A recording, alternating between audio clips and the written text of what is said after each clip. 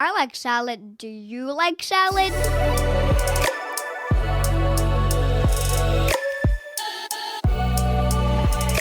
Welcome to Canadian Salad, a fun, factual, and friendly podcast about culture and integration in Canada. I'm one of your hosts. I'm Ho Shen Ho from China, currently living in Vancouver, unceded territory of Musqueam, Squamish, and Tsleil-Waututh nations. And I'm your other host, Andrea McCoy, an immigrant from the United States, and broadcasting you from the unceded traditional territory of the Lekwungen people, the Songhees and Esquimalt First Nations. And you're listening to Canadian Salad! Good day, everyone. Happy Tuesday. It is Andrea here flying solo again. I did this back in last year. And so I'm doing it again because my wonderful host, Ho Shen, is still in China celebrating Lunar New Year. So here I am.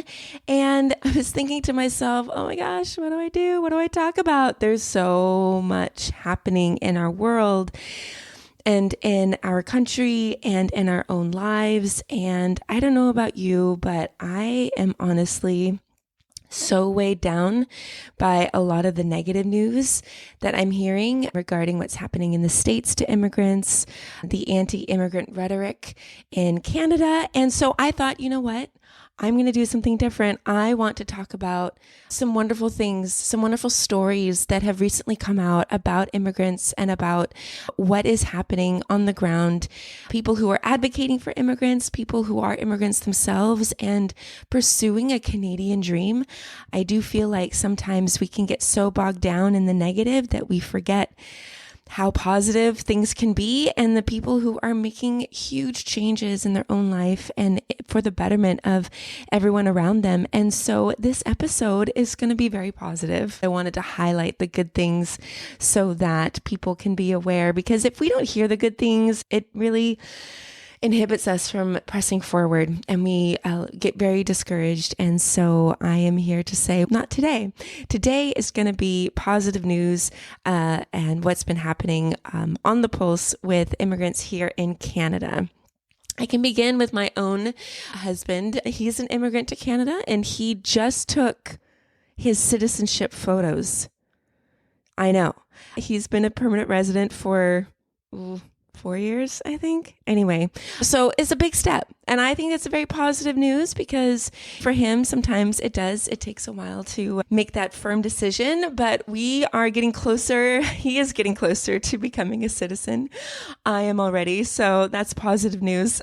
So I want to go into outside of my personal life, not that you want to hear all about that, but I want to just highlight, there was an excellent article all over aviation news, travel news, and recently Air Canada actually hosted their third event highlighting and honoring immigrant leaders in Atlantic Canada. Quote, Air Canada's support of events like the Most Inspiring Immigrants in Atlantic Canada ceremony aligns with its broader mission of showcasing the best of Canada and the world, end quote. The purpose of the campaign is to showcase and celebrate newcomers and immigrants in Canada, people who were selected by an advisory committee, and they were chosen based on a specific set of criteria, including leadership, vision, social responsibility, and impact in their community. I thought that was actually really amazing and positive. I don't fly much, and I know there's probably 1 or 2 or 1,000 stories about how frustrating flying is and can be, but the fact that there was just this highlighting of immigrants and newcomers in Atlantic Canada through Air Canada just was really positive. It's interesting because they actually, so if you are going to fly on an Air Canada flight, the stories of those people chosen, the immigrants and newcomers, the honorees, their stories are available in the in-flight media system. So if you sit down and you see the little screen, you can actually listen to their story through a podcast style format, which also, again, great way to be connected with more people. And I thought, go Air Canada, way to highlight some really positive people who are doing exceptional things. And this is no news to many of us who might be immigrants, but if you're joining me for the first time and you're immigrants, culture, hopefully you hear that and you hear that everyone recognizes the positive things about immigrants and the naysayers don't get the last word. So the second piece is, I want to say this very delicately, not delicately, but I want to pre-set up what I'm about to say. We have seen and understood the immigration cuts coming down from IRCC. Very drastic, 25% off the cuff, major cuts to international students, major cuts to spouses who can get work permits, major cuts to permanent resident applications and to postgraduate work permits. There have been so many things uncertain. And so I say this before I highlight this next piece of news, because even though IRCC has cut back a lot, they are launching some new programs, new to IRCC and to the immigration pathway stream, which it's just funny. It's funny. Oh, we made all these cuts. Oh no, what do we do? Oh, idea. We can make these different kind of pathways. And so there's a few that's being launched this year. It's part of the 2025-2027 IRCC permanent resident plans. There are rural pathways to settlement. More rural neighborhoods across Canada in certain provinces have specifically chosen to welcome immigrants to help boost local small rural economies. And then there is a series of pilot programs. It's a federal economic pilot programs that include 4 specific pathways: home care workers, agri-food pilot programs, community integration pilot programs, which I'm not sure what that is. We all integrate as much as we can. Maybe it's educating Canadian-born people on how to make space for immigrants. I don't know. And then the economic mobility pathway pilot. So it totals about 10,000 people, not a whole lot, but significant enough that where one giant door shuts, a tiny window opens. And I'll say that's positive.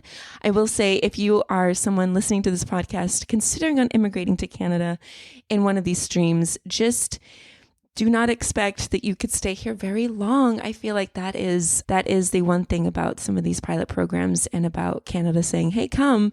Canada doesn't have a good track record in these past few years with sustaining and keeping immigrants. There you go, though. Immigration pilot programs newly launched for the 2025-2027 permanent resident plans. CBC recently, this was great, spotlighted 3 immigrants in Saskatchewan who are living the Canadian dream. And I'll include the link, I always do, the link in our show notes and on our website about all of the things that I'm referencing here. So you know I'm not pulling stuff out of my nose, because let's face it, no one likes pulling stuff out of Andrea's nose. But there are 3 immigrants that are highlighted in the CBC article. The first is Robel Vesihe-Fiore. He was a former refugee from Eritrea. And he says that he has the, quote, 0 to hero immigrant story. His story goes, his father was a tailor and he wanted to have his own tailoring business in Canada. He lived in a refugee camp for quite some time. And then when he came to Canada, he came with nothing in his pocket, which is most of, if not all of the stories of refugees that come to Canada, which there needs to be a lot of education around what refugees actually come to Canada with. Very little. So he had nothing in his pocket, but he knew he wanted to continue his own tailoring business and to carry on his father's legacy as a tailor. So he did. He not only started his own tailoring business in Saskatchewan, but also created 2 more tailor stores. So he employs newcomers with tailoring work and is very thankful to be in Canada. Of course, many immigrants are very thankful to be here. I'm thankful to be here. We all are. And I think that's a story that we all share. The other person is Ashutosh Patel, who actually came through the provincial nominee program, which is a different stream than the refugee stream, folks. They couldn't find work. Provincial nominee programs, usually you are chosen based on certain merits, credentials, experiences, that sort of a thing. You have to really prove that the province wants you. But quite often, and this happens a lot, when the province accepts you or says, hey, come into our province and work, sorry, you can't work here. You don't have any Canadian work experience. And so this is what happened with Ashutosh. He could not land his tech job. So he decided, you know what, he worked at a 7-Eleven. He worked at a 7-Eleven. He wanted to own his own business. He worked at a 7-Eleven for 3 years, saved all that money, and then bought a car wash. in Saskatchewan, and he owns that now. And so you'll read in the article, like he faced a lot of barriers, and he may not be doing the thing that he came to Canada for, which is the story of so many of us, because we are always adjusting and adapting to the system that is always changing the rules. But he credits his success to his hard work and to the opportunities that he had. So that's Asutosh Patel. The third one is Gurpreet Singh. He came as an international student, another wonderful stream to come to Canada, who landed a job and he wanted to become a permanent resident. He now he wanted to start his own trucking business, and he started with one truck, and as of today he has 12 trucks in his trucking company. And I love this quote. He said, quote, "Many people in social media say Canada is not like it used to be. But I think if you are a hard worker, there's everything in Canada. It's like a dream come true because I just needed an opportunity and Canada gave me that," end quote. And I love that because as many of us understand that there is, and many of us have experienced discrimination and even the othering that comes from being a newcomer, comes from being a foreigner to Canada. Many of us come with very positive dreams and ideas, and we experience that. That's not the case for everyone, but I also just want to capitalize on that. There are positive experiences, and it's good to celebrate that. We have to celebrate the wins. We have to celebrate those people who are experiencing positive things. And, all three of these people had multiple barriers. They had multiple things to overcome, whether that's learning languages, whether that is being at ground zero again when you came here with the expectation that you could do the job that you were nominated to do and you can't. Or let's say you started your own business, and honestly, as a business owner myself, there's a lot of things that you don't even know that you have to do, whether that's work safe standards, whether that's insurance. There's just so many pieces. And the resilience and the courage and the bravery and the never failing, never giving up that these people exhibited it's truly positive, and it's something that I hope encourages everyone listening. I'm going to shift a bit to, there's been some we all know about the tariffs. We all know about Mr. Trump's ideas about immigrants and the awful and terrible things that he is doing, but also the ways in which he wants to tax Canada on a lot of goods. And so I love, if you are not a fan and if you have not checked out the Institute of Canadian Citizenship, ICC, strongly recommend that. The CEO, Daniel Bernhard, is a dynamic person. I will just say he speaks up and out for immigrants and has really called a lot of Canadian leaders and a lot of just people within the industry to say, hey, look, wake up. We're losing positive, incredible talent. Recently, he wrote an opinion piece in the Toronto Star. Again, the link will be in the show notes, that immigrants are once again being overlooked as they are the solution to building stronger global markets. He goes into the article and he says, look, if you want a solution to any kind of threat of tariffs, if you want to expand global markets, and if you want to capitalize on the talent and experiences and the efforts and the gifts that immigrants bring to Canada, because so many of us come as doctors, teachers,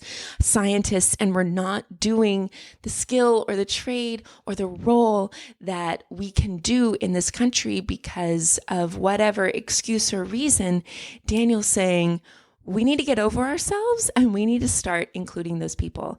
And I loved this quote from the article. He says, quote, our traditional practice, our meaning Canada's traditional practice of shunting exceptional immigrants into underemployment was always discriminatory and self-defeating. It's now become a serious threat to Canada's prosperity, end quote. So I love that quote because, immigrants are the key to Canada's prosperity. We have encouraged growth in Canada. Without immigrants, inflation would be higher. There's so many things that immigrants bring, not only just to the table as far as like their culture and their language and their identity and their stories and their perspectives, but also just the ways in which they are able to navigate systems or uncertainty or problem solve or to create inventions. I think like Daniel said, we are shunting, we are turning away, and we are minimalizing the impact, the exceptional and incredible impact that immigrants can make, because we are still choosing to dig our heels into that discrimination. So anyway, thank you, Daniel. And I highlight that because I feel like it's good to know that there are voices in public spaces advocating and speaking truth to systems that need truth to be spoken at.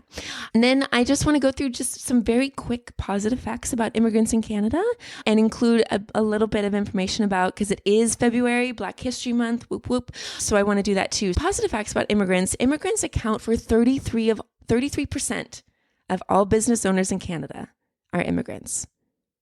That's a lot, folks. That's 33%. That's not 20%. It's not 25%. It's not 10%.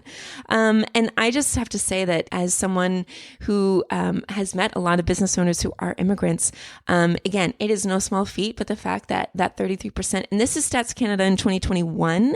So it'll be interesting when we get the new stats out to see how that's increased, because I can guarantee you it has increased.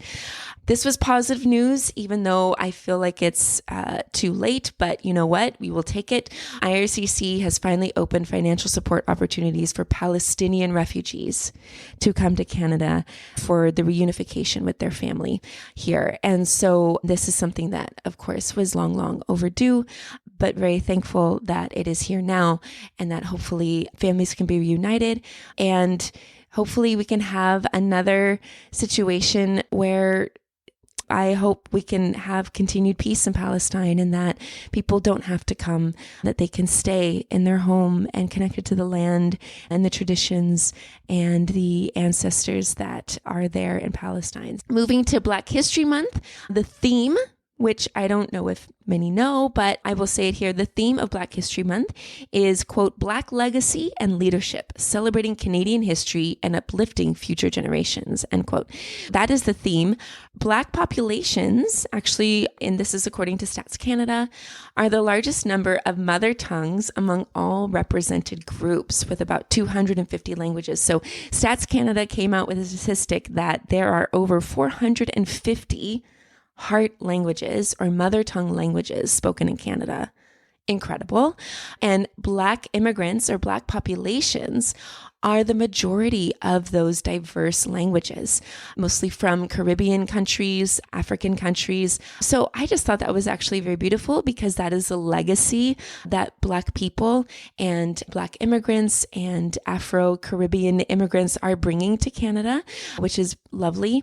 Among Black immigrants, women, whoop, whoop, have outnumbered men since the 1960s, representing 52.7% of Black immigrants who came to Canada from 1960 to 1990. According to Stats Canada, was mostly because of women-led immigration from the Caribbean.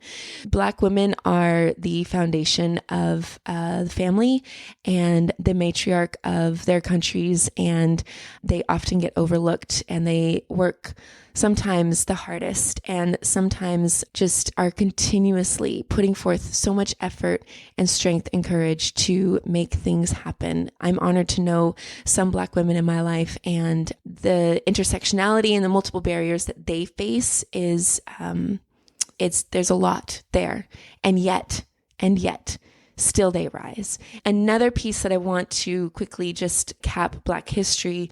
Currently, if you're not aware, there is the Black Class Action Secretariat is still in process with their lawsuit with the government of Canada.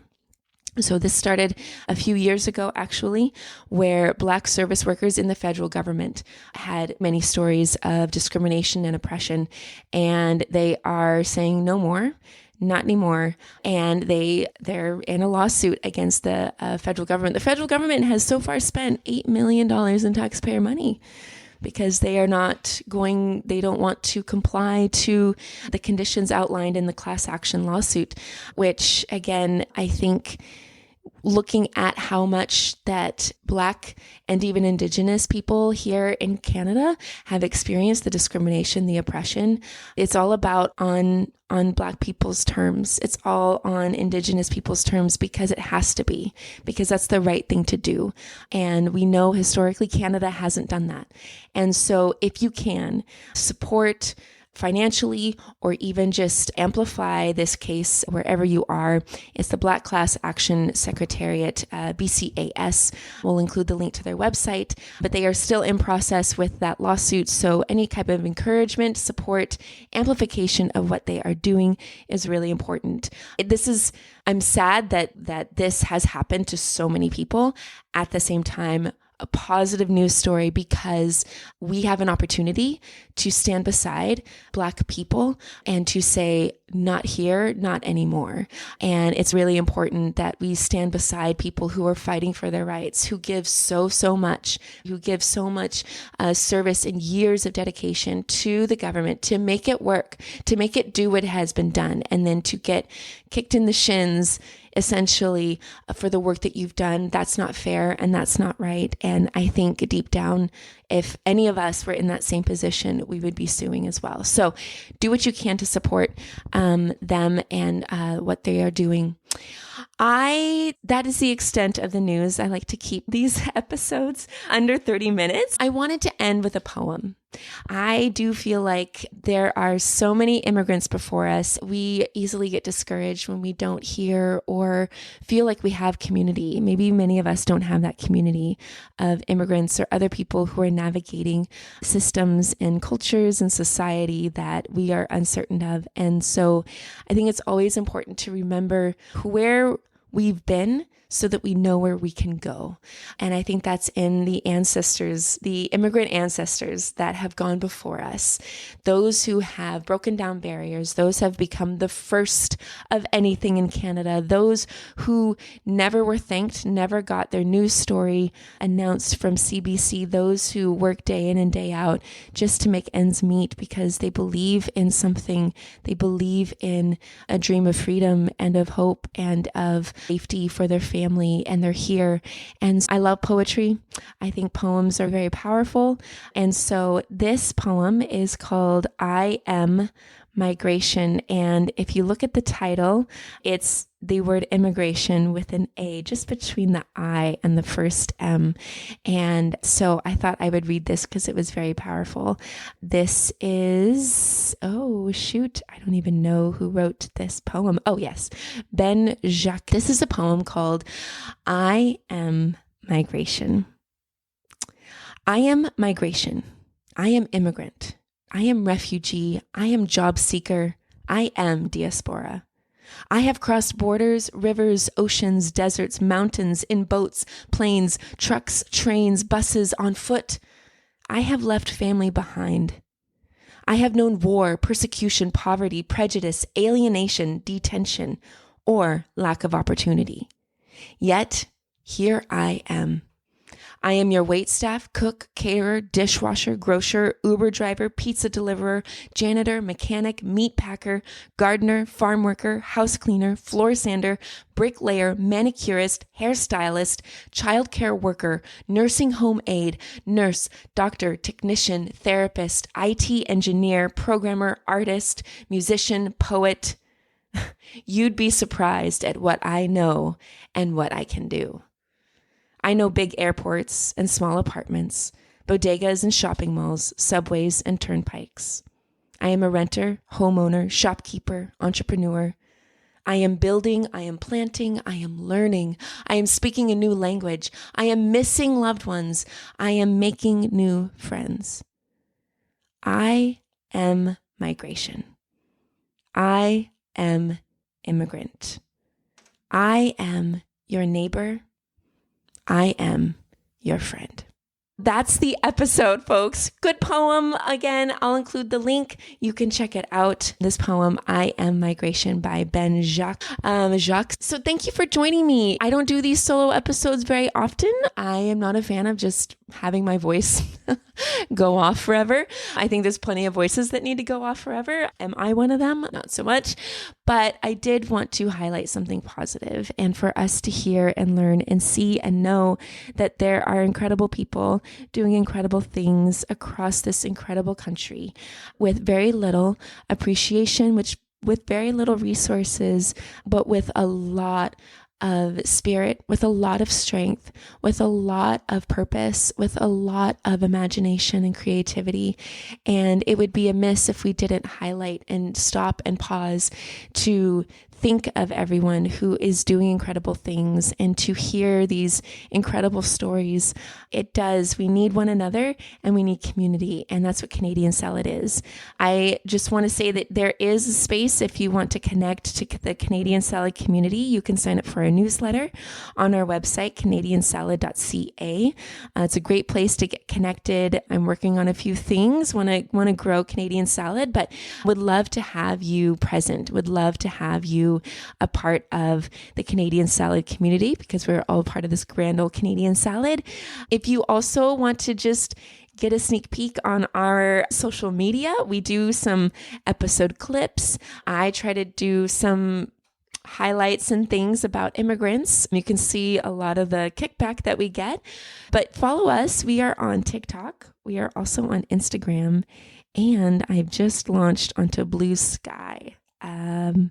Trying to get away from Meta a little bit and go other places. Please check us out. You can go to our website. All of our links to our social media are there. And then you can also listen to us wherever you get your podcasts. Please subscribe. Please send this podcast to folks who know little to nothing about immigration, maybe have very little flavor for culture, and because we talk about very important things. And then email us if you want topics to be talked about. Our email address is hello@canadiansalad.ca. Would love to hear back from you. And next week we'll have another episode. We have an amazing guest coming down the pipeline, a few great guests actually. So please stay tuned every Tuesday for a new episode. And then every Friday we have our dishes out where we clap back, spill the tea, and break down the negative comments that we get, because we get them, and try to poke back, because most anti-immigrant comments are just because of lack of knowledge and single-sided stories and embedded ideologies that aren't helpful or healthy. But that's every Friday, very short. So thank you again. Happy Tuesday. Happy February. Happy Black History, Black Resilience, Black Joy Month, and happy immigrants. Let's show them our joy. Let's show the world that you might want to keep us down and scared. And I know a lot of us are, but there's a lot more to us, and we will rise. And it is our joy and our community and our celebration of one another that's going to keep us going, that's going to help us fight and resist. So thank you so much. And we will talk to you soon. Bye. Canadian Salad is written and produced in British Columbia, Canada by Hoshin Ho and Andrea McCoy. Theme music is by Naver Avidyan from Pixabay.